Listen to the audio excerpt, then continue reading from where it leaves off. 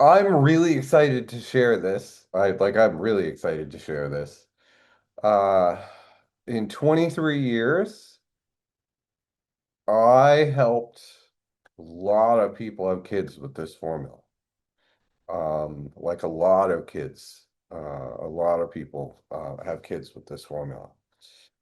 It's super, super, super effective. You're going to see all the research behind it, but it's super effective for in my clinical experience, and I've helped a lot of people have kids, it's kind of a scenario where it's either too much or too little. They have deficiency and stagnation and stuff like that, and um, or they have, major excess signs in terms of heat. Uh, for the half, and this is, in my opinion, the majority of people, for the half that have the issues with coldness and lack of circulation and um, otherwise deficiency signs mixed with excess, but deficiency signs, this is such a go-to formula. And there's so much research showing how it affects the body, and uh, uh, in the presentation, I do my best to try and give you guys the ability to be able to communicate this research with people who are in what the Western medical field or the allopathic medical field.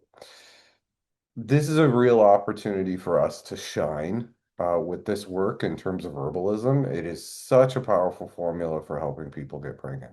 And there's such good research.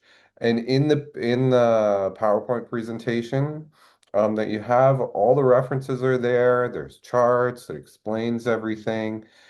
The only thing, and I have to do this with every one of my courses, the only thing is at times it gets very sort of pharmacy dense.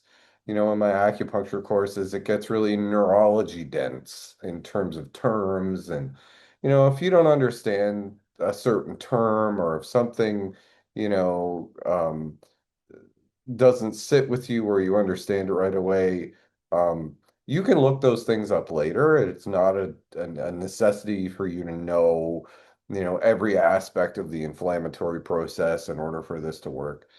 Really, you just have to apply the formula where it fits the pattern differentiation. But I put this research in here so that you guys can have these tools to be able to answer questions when people say, is there any evidence? Well, yes, there's tons of evidence. Is there mechanisms? Yes, there's mechanisms. Here's how it works. Is there human clinical evidence that it actually works? Yeah, there's a significant amount of it, and it's used in different populations, and in some cases, a lot of different locations. So it really checks a lot of the boxes that allow you to make real, genuine outcome claims. So I hope you guys enjoy this. And if there are curiosities and stuff like that, feel free to ask questions, obviously in the chat. I'll get to them in between modules. But yeah, there's so much evidence, and this is such a beautiful formula to help people get what they want, which is like awesome, right? Give the people what they want. Welcome to this course on the use of Wen Jing Tang in the treatment of fertility disorders and ovulatory dysfunction. In this first module, we are going to build the conceptual foundation for the course. Before we discuss research studies, endocrine signaling, ovulation induction, or clinical applications, we first need to understand why this formula became one of the most important gynecological formulas in traditional Chinese medicine. Wen Jing Tang is not simply a fertility formula.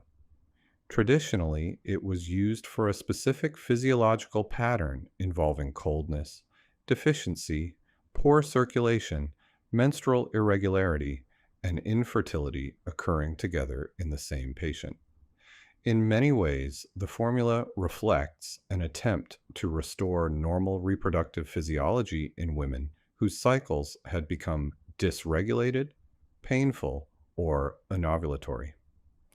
One of the most important ideas in Chinese medicine is that fertility was never viewed as an isolated reproductive issue. It was understood as the outcome of systemic balance. Menstruation, ovulation, emotional health, digestion, circulation, and constitutional vitality were all considered interconnected expressions of the same physiological network. In Chinese medicine, reproductive function is strongly associated with the kidneys, the chongmai, the renmai, blood, and the balance of yin and yang. The kidneys were viewed as the foundation of reproductive capacity and development. The renmai, often translated as the conception vessel, was associated with regulation of the uterus and reproductive function, while the chongmai was described as the sea of blood and closely linked to menstruation and fertility. From a modern perspective, we might interpret this framework as an early systems-based attempt to describe coordinated neuroendocrine and circulatory regulation. Classical physicians were not describing hormones or ovarian receptors in biomedical language, but they clearly recognized that fertility depended on coordinated function throughout the body rather than a single organ acting in isolation. One of the central themes behind Wen Jing Tang is the relationship between cold and reproductive dysfunction. In Chinese medicine, cold does not simply mean feeling cold physically. It often refers to reduced activity, impaired circulation, slowed transformation, and functional suppression. When this occurs in the reproductive system, the result may include delayed cycles, scanty menstruation, pelvic discomfort, anovulation, or infertility. This becomes particularly interesting when viewed through a modern physiological lens. Normal reproductive function depends on blood flow, hormonal signaling, ovarian responsiveness, and proper endometrial development. Ovulation itself is a highly coordinated endocrine and inflammatory event involving vascular changes, cytokine signaling, and follicular maturation. When these systems become dysregulated, ovulation may fail and fertility may decline. Modern research increasingly shows that fertility disorders involve multiple overlapping systems simultaneously. Polycystic ovary syndrome, for example, is not simply an ovarian disorder. It may involve altered hypothalamic pituitary signaling, abnormal luteinizing hormone secretion, insulin dysregulation, inflammatory signaling, and impaired follicular development. Interestingly, many of these same themes resemble what traditional physicians historically described as stagnation, deficiency, disrupted blood movement, or impaired yang dynamics. Wen Jing Tang emerged from this tradition as a formula intended to warm, nourish, move, and regulate simultaneously. That combination is extremely important. Some formulas primarily tonify deficiency.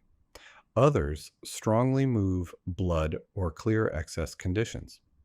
Wen Jing Tang is more balanced. It attempts to restore coordination within the reproductive system rather than aggressively forcing one direction of treatment. Traditionally, the formula was associated with patterns involving deficiency with cold, blood stasis, menstrual irregularity, lower abdominal coldness, infertility, and dysregulated uterine function.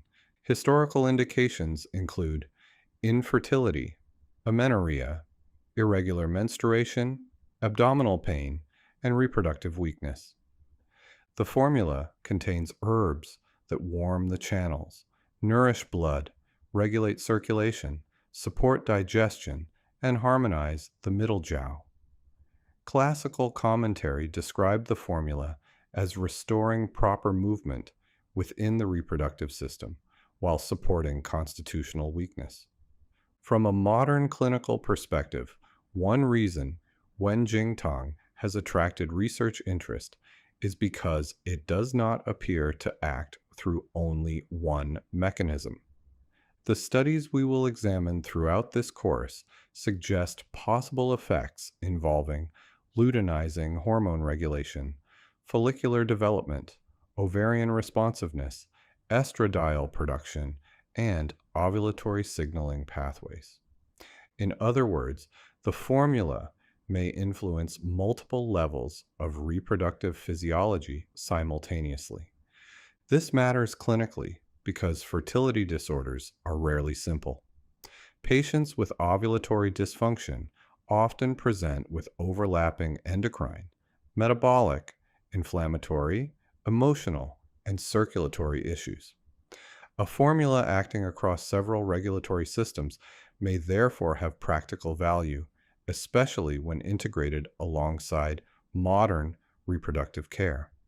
Another important point is that Wen Jing Tang has historically been used in women who are not profoundly deficient, but who also may not tolerate overly aggressive stimulation. This is important because fertility treatment can sometimes become excessively forceful. Strong ovulation induction protocols may produce side effects, emotional stress, or endometrial compromise in some patients.